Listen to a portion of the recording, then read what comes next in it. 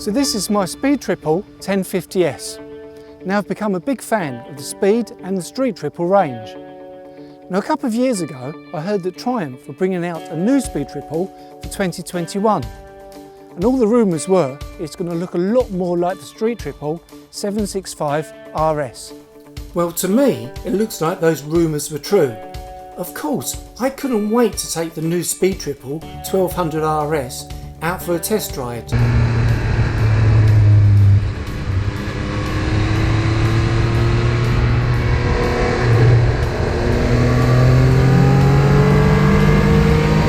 But I've also wondered how different is the 1050 RS Triple compared to my 1050S.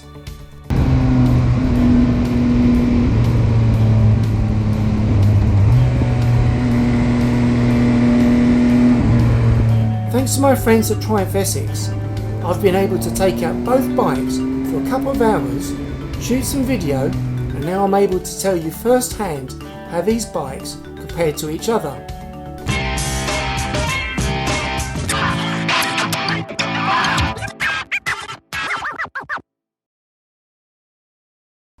Let's start with a brief history lesson. Since its launch in 1994, the Triumph Speed Triple has had many changes, not just in engine size, but with its styling too. Triumph introduced the two individual headlights in 1997, which has now become the Speed Triple's signature look, and bikers haven't stopped talking about them ever since. The 1050cc engine was introduced in 2005, and ever since then has gone through a number of internal changes. History shows us that Triumph are not content with what they have produced and are constantly pushing the boundaries. So this is my bike. It's a 2016 Speed Triple 1050S, which I bought from Triumph Essex as a used bike. It had just under 3,000 miles on the clock. But what made me want to own a Speed Triple?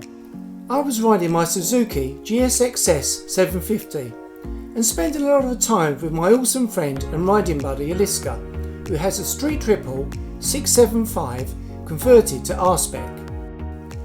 Now I've never owned a 1000cc bike, and even though I nearly bought one a few years ago, I've always ended up buying 750s. The more time I spent riding and helping Elyske clean and maintain her Triumph, the more I loved the look of the bike. But I wanted something a little more up to date, and the Speed Triple 1050S caught my eye. To cut a very long story short, I did test ride back to back the 2019 Street Triple RS and the Speed Triple 1050S. Obviously, the Speed Triple was the bike which did it for me.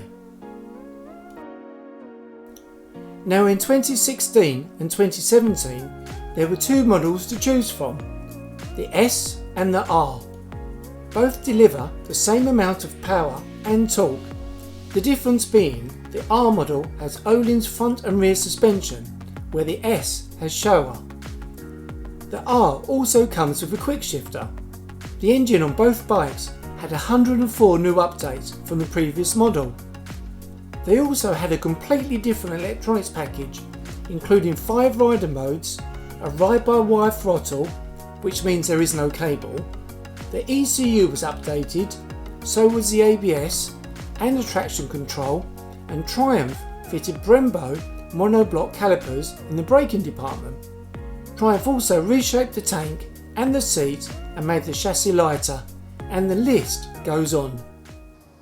So I've ridden about 4,000 miles on the bike since owning it, which isn't as many miles as I'd like to have done, but we've had too many lockdowns to mention, plus a couple of nasty winters. Although I haven't been away on holiday on the bike, I have had a few long days out, and I find the bike to be really comfortable, and I actually love the riding position of it.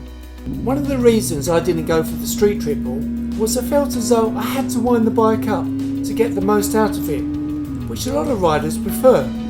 The Speed Triple offers a lot more torque and seemed to be a more sensible choice for me. I preferred the feel of the bike. It's bigger and heavier than the Street, but still has so much grunt. I absolutely love the acceleration of this bike. As soon as I took it out for a test ride, I knew it had everything I wanted, and it had what my Suzuki GSX-S 750 was lacking. It did take me a while to get used to it though, as it handled very differently to the GSX-S. Because of the type of riding I do, or had planned to do, I asked Triumph Essex to fit Michelin Road 5s, which are a sports tourer tyre, which offers the best of both worlds.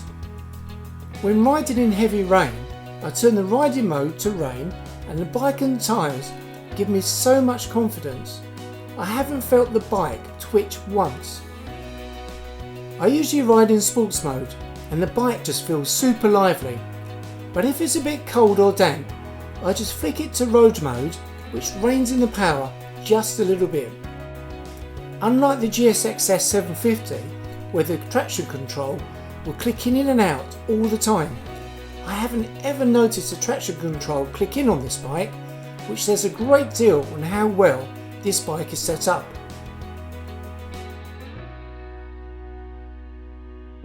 So I've made a few minor modifications to the bike since I've had it. So I fitted the Garmin sat-nav, which was on my old bike. I asked Triumph Essex to fit the new looking tank pad, which I love. I've also removed the reflectors from the front forks and also at the rear near the number plate. Now at the rear I actually used a hacksaw and a fine file to carefully chop those off. Again at the front I fitted an EvoTech radiator cover and all cooler guards. Now that actually came from the Bennett's reward scheme, so I got a discount on that, which is fab. Probably the most noticeable change are the exhausts. Now I've taken off the original stock oval shaped end cans and fitted a pair of SP Engineering exhausts, which I think absolutely look and sound amazing. I've actually created a video on how I fitted those and also did a noise comparison, so you can check that out for yourself. Put a link somewhere, go check that out. Obviously I've given it a good old polish up and good old clean, especially on the exhausts. But yeah, I mean it's a great looking bike to start with, I think. Now I don't know if it's an age thing, but I feel very proud to have Triumph written on the tank. I mean they are an iconic British brand, but then again, I'm not getting any younger. But what don't I like about this bike? One of the things I've noticed, and it's about the only thing I don't like about this bike, is its turning circle. I need a much bigger area to turn the bike around, but hey, if that's the only thing, then I really can't complain. So would I recommend this bike? Well, it's pretty obvious that I absolutely love it. But you've got to remember that I'm about to take out the 2020 1050 RS. Let's see how that compares to the older model. So if you've got any questions, or if you own a Speed Triple and you've got something to say about the bike, then make sure you add a comment in the section below and subscribe and hit the notification bell so you don't miss out on my next video. Thanks as always for watching, guys. See you in the next video.